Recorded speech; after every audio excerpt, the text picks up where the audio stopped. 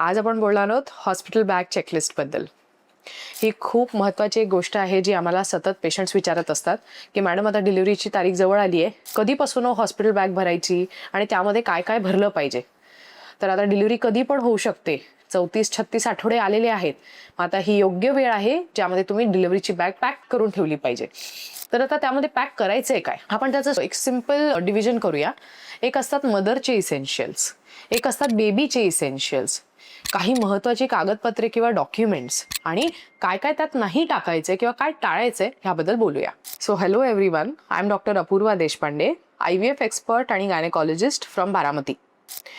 आज मी तुम्हाला सांगणार आहे की हॉस्पिटल बॅग ही कधीपासून पॅक करून ठेवायची आहे. जर आता 8वा-9वा महिना लागलेला आहे, डिलिव्हरी कधी पण होऊ शकते. एस्पेशली जर तुम्हाला बीपीचा त्रास असेल, साखरेचा त्रास असेल, बाळाला काही प्रॉब्लेम्स असतील, जसं की बाळ जरासं लहान असेल, खूप जास्त मोठं असेल, म्हणजे सोनोग्राफीमध्ये काहीतरी सापडले, पाणी खूप कमी आहे, पाणी खूप जास्त आहे, तर अशा कुठल्याही कंडिशनमध्ये प्लस ट्विन जेस्टेशन म्हणजे मल्टीफिटल जेस्टेशनमध्ये प्लॅसेंटा प्रॉब्लेम्स असतात, जसं की placenta previa, low lying placenta, posterior low lying placenta, या सगळ्यामध्ये कधीही डिलिव्हरी होऊ शकते. अंगावरून पाणी, रक्त असं जाऊ शकतं किंवा डिलिव्हरीच्या कळा अवेळीच सुरू होऊ शकतात. तर डिलिव्हरीसाठीची जी बॅग आहे ती तुम्ही 34 to 36 पासून आयडियली पॅक करून ठेवली पाहिजे, कारण आता डिलिव्हरी कधीही होऊ शकते. आता बघूया की पॅकिंग लिस्टमध्ये मम्मीसाठी काय पॅक करायचंय आणि बाळासाठी काय पॅक करायचंय. तर मम्मीसाठी सोपं म्हणजे पहिलं लूज क्लोथ्स. तुमच्याकडे लूज टी शर्ट फीडिंगला खूप सोपे पडतात, loose pants, loose front open feeding gowns, breast फीडिंगचे स्पेशल गाऊन्स मिळतात, मॅटर्निटी पॅड्स मिळतात, कारण का आपल्याला थोडासा हेवी रक्तस्राव असतो डिलिव्हरीनंतर आणि 21व्या दिवसापर्यंत तो कमी कमी होत जातो. आता ब्रेस्टचं मिल्क लीक होऊ नये म्हणून पण ब्रेस्ट पॅड्स असतात, ब्रेस्ट पंप मिळतो, निप्पल शील्ड असं मिळतात. मग हे सगळे काही गोष्टी आपण घेऊन ठेवल्या पाहिजे. आणि फीडिंग पिलो ही खूपच महत्त्वाची गोष्ट आहे जी मी सजेस्ट करेल आणि आमच्या सगळ्या पेशंट्सला आम्ही सांगतो की फीडिंगची जी पिलो असते अशी तुम्हाला ती सपोर्ट म्हणून मिळते आणि बरेचसे ब्रँड्स आहेत ज्याच्यामध्ये ती मिळते. ॲमेझॉनवर अवेलेबल आहे, फ्लिपकार्ट आहे, बरेचसे ब्रँड्स आहेत ज्याच्यावर ते मिळतं. फर्स्ट क्राय असेल तर फीडिंग पिलो तुमच्या मागे सपोर्टला घेण्यासाठीची जी पिलो असते ती म्हणजे feeding pillow for mother, feeding pillow for baby. तर ह्या सगळ्या गोष्टी मम्मीने स्वतःसाठी पॅक केल्या पाहिजे. आता हे सोडून अजून काय असतात की स्किन केअर काही इसेन्शियल्स असतात. तुम्हाला साबण लागतो, फेस वॉश लागतो, शॅम्पू लागतो, टूथब्रश लागतो, टूथपेस्ट. आता ह्या ऐनवेळी काही म्हणजे प्रॉब्लेम आला तर तुम्ही कुठे शोधत बसणार आहात, म्हणून हे आधीपासूनच तुम्ही पॅक करून ठेवलं पाहिजे. आता बाळाच्या बद्दल बोलूया. बाळाच्या बद्दल असा समज आहे की जोवर बाळ जन्मत नाही किंवा अगदी उद्या जन्मणार आहे त्याच्यानंतरच कपडे विकत घेतले जातात.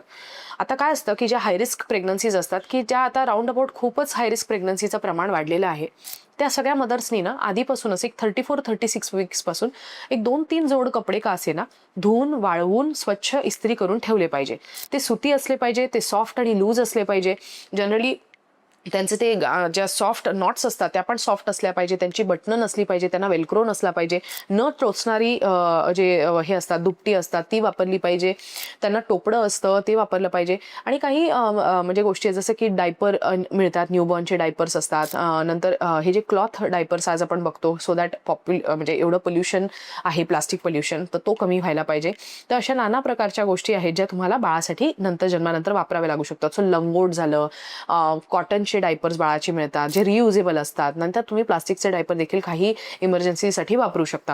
म्हणजे ह्या सगळ्या गोष्टी. नंतर दुपटी, अजिबात त्या ज्या सिल्की किंवा नायलॉनच्या किंवा जॉर्जेटच्या साड्या ज्याच्यामध्ये ते बाळाला पहिल्यांदा रॅप करून घेऊन येतात आमच्याकडे, तसं बाळाला तुम्ही रॅप नाही केलं पाहिजे, कारण त्या बाळाची जी त्वचा आहे ती खूप सूक्ष्म आणि सेन्सिटिव्ह असते, त्यामुळे त्याला इजा होऊ शकते, बाळाला इरिटेट होऊन बाळ खूप वेळ जागं राहू शकतं. सो ह्या काही गोष्टी ज्या तुम्ही 34-36 पासून पण रेडी ठेवू शकता. किंवा तुम्हाला डॉक्टरने सांगितलं की आता हे एक आठवड्यात काहीही होऊ शकतं, NST वरती प्रॉब्लेम दिसतोय, तर डेफिनेटली ते तुम्ही आधीपासूनच पॅक करून ठेवलेलं कधीही चांगलं. सो आता ह्या सगळ्या गोष्टी ऐकून थोडं ओव्हरवेल्म वाटतं की अहो मॅडम हे सगळं कुठून आणायचं, आमचं कशाचं अजून तयारी नाही, काही नाही. तर काय आहे की एक एक सेट जरी तुम्ही आणून ठेवला तो पण पुरेसा असतो. एक सेट ऑफ क्लोथ्स तुमच्यासाठी, एक सेट ऑफ क्लोथ्स बाळासाठी. बाळ जगात जन्मलं की मग त्याच्यानंतर कोणीतरी मदतीने, मिस्टर असतील, सासूबाई असतील, आई असतील, त्या जाऊन ते विकत आणू शकतात आणि तुमचं सगळा सेट कंप्लीट करून देऊ शकतात. त्यामुळे एवढा स्ट्रेस नाही घ्यायचा. छोटीशी बॅग पाहिजे तर पॅक करा आणि त्याच्यामध्ये बाळाचा साबण, तुमचा साबण, थोडासा फेस वॉश, एवढ्या सगळ्या गोष्टी पॅक करून ठेवू शकतात. आता बोलूया की इम्पॉर्टंट डॉक्युमेंट्स म्हणजे महत्त्वाची कागदपत्रे कुठली घेऊन जायची. सगळ्यात महत्त्वाचं असतं की तुमची जी आत्तापर्यंत 9 महिने किंवा 8 महिने साठलेले जे सोनोग्राफीचे रिपोर्ट्स आहेत किंवा तुमचे जे सुरुवातीपासून ज्या डॉक्टरांनी तुमचं ट्रान्सफर केलं आहे, IVF झालेलं आहे, ज्यांना तुमच्या ट्विन्सचं सगळं माहिती आहे, त्यांनी तुमचा सगळा जो रिपोर्ट आहे तो हँड बाय हँड नोट्सनी लिहिलेला असतो. तर मग ती फाईल जी आहे, जर तुम्ही थर्ड पार्टीकडे डिलिव्हरी करायला जात असाल, सिझर असेल, नॉर्मल असेल, तर त्यांना त्याची खूप मदत होते. तुमचे जे काही लेटेस्ट NSTचे म्हणजे CTGचे रिपोर्ट्स असतात, ते म्हणजे बाळाचे ठोके आपण त्यात तपासतो, ते देखील तुम्ही घेऊन गेले पाहिजे. तुमचं आधार कार्ड त्यामध्ये लागतं, कारण ते तुमचं ID प्रूफ आहे प्रायमरी. आधार कार्ड नसेल तर पासपोर्ट घेऊन जा. सो अशा प्रकारे तुमची जी हॉस्पिटल फाईल आहे ती प्रायमरी खूप महत्त्वाची आहे, जी तुम्ही घेऊन जायला पाहिजे. तुमचा ID प्रूफ ठेवायला पाहिजे. विटनेसचं एक ID प्रूफ, म्हणजे मग ते मिस्टर असतील, आई असेल, सासूबाई असतील, जे कोण तुमच्यावर पहिले जाणार आहेत त्यांचं पण ID प्रूफ त्याच्यामध्ये ॲटलीस्ट झेरॉक्स तरी तुम्ही ठेवली पाहिजे. महत्त्वाचं हे की कुठे डिलिव्हरी करणार आहात या डॉक्टरशी आधीच चर्चा झालेली पाहिजे, म्हणजे मग त्यांना थोडीशी आयडिया असते. एकदम फाईल घेऊन त्यांच्या दारात जाल तर ते पण कन्फ्यूज होतात. त्यांच्याकडे एक पेशंट्स असू शकतात समोर, मग त्यांना सोडून ते तुम्हाला ट्रायज नाही करू शकत किंवा कंटिंजन्सी प्लॅन बनवू शकत नाही. त्यामुळे हाय रिस्क प्रेग्नन्सी असेल तर कुठल्या हॉस्पिटलमध्ये जाणार आहात, त्यांचा काय पत्ता आहे, त्यांचं जाण्याचं काय रूट आहे, काय नंबर आहे, हे इमर्जन्सी नंबर सुद्धा तुमच्याकडे तुम्ही ठेवले पाहिजे. हे अत्यंत महत्त्वाची गोष्ट आहे, कारण का पेशंट्सना सगळं एंडपर्यंत व्यवस्थित करतात, बरोबर एंडला जाऊन ते डॉक्टर चेंज करतात किंवा दुसरीकडे जाऊन डिलिव्हरी करतात. साहजिक गोष्ट आहे. फायनान्शियल रिझन्स असतील, त्यांचे काही अजून वेगळे कारणं असतील, माहेरी लोक डिलिव्हरीला जातात, पण मग तुम्ही जिथे जाणार आहात ना डिलिव्हरीला, त्यांना त्याची कल्पना असली पाहिजे. आता इमर्जन्सी टिप्स बद्दल बोलूया आणि काय टाळायचंय त्याबद्दल देखील बोलूया. इमर्जन्सी जेव्हा सिच्युएशन क्रिएट होते तेव्हा डोकं शांत ठेवून घरचे मेंबर शांत राहणं खूप महत्त्वाचं आहे. तरच आपलं बाळ सुखरूपरित्या आणि आनंदाने या जगामध्ये येऊ शकतं. जर आपण देवावरचा विश्वास, हॉस्पिटलवरचा विश्वास, डॉक्टरचा विश्वास सोडून आपण जर पॅनिक झालो तर बऱ्याचशा अडचणी निर्माण होतात. बाळाला अडचण येऊ शकते, बाळाच्या ठोक्यांना अडचण येऊ शकते, तुमचं BP वाढू शकतं, तुमची साखर वाढू शकते, अशी बरीचशा गोष्टी होतात. त्यामुळे पॅनिक व्हायचं नाही आहे. जी कुठली सिच्युएशन असेल, इलेक्टिव्ह सिझेरियन आहे, इमर्जन्सी सिझेरियन आहे, इमर्जन्सी डिलिव्हरी आहे, पाणी गेलं, जे काय असेल तुम्ही शांत राहणं महत्त्वाचं आहे. तुमचे डॉक्टर तुम्हाला माहीत पाहिजेत. त्याचा जो डिलिव्हरीचा तुम्हाला जो जिथून तुम्हाला जायचं आहे ते हॉस्पिटलपर्यंत पोहोचायचं आहे तो इझिएस्ट आणि फास्टेस्ट रूट तुम्हाला माहीत पाहिजे. रात्रीला तुम्ही कोणाला घेऊन जाणार आहात त्याच्यासाठी गाडी रेडी पाहिजे. ॲटलीस्ट सांगून तरी ठेवायचं आहे की शेजाऱ्यांना, किंवा स्वतःची गाडी नसेल तर कोणाला तरी ॲम्ब्युलन्सला सांगून ठेवायचं आहे की अशी वेळ आपल्यावर येऊ शकते, प्लीज तुम्ही तयारीत राहाल, मी तुम्हाला जसं लागलं तसं कळवेन. आणि एक नाही तर शिवाय 2 ॲम्ब्युलन्सचे नंबर ठेवलेले कधीही उत्तम. आणि आपल्याला एक शिवाय 2 डॉक्टर्सची पण नावं ठेवता येतील. समजा ते कुठे गावी गेलेत किंवा परदेशात गेले तर तरीसुद्धा आपण दुसऱ्या डॉक्टरांकडे पण जाऊ शकतो. आता अजून काय नाही करायचंय की जुने रिपोर्ट्स विसरून आलो, काहीच कपड्यांची तयारी घेतली नाहीये, किंवा असंच उठून आलोय आणि काहीच आणलं नाहीये सोबत, किंवा हिस्ट्री सांगायला कोणीच विटनेस नाही, तर तुम्ही एकटे नाही ना तिथपर्यंत पोहोचू शकत, राईट?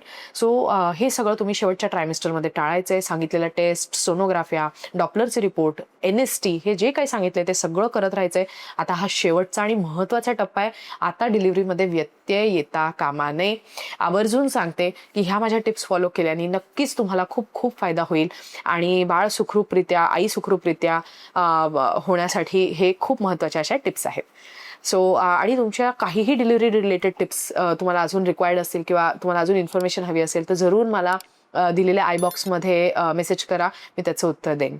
थँक्यू.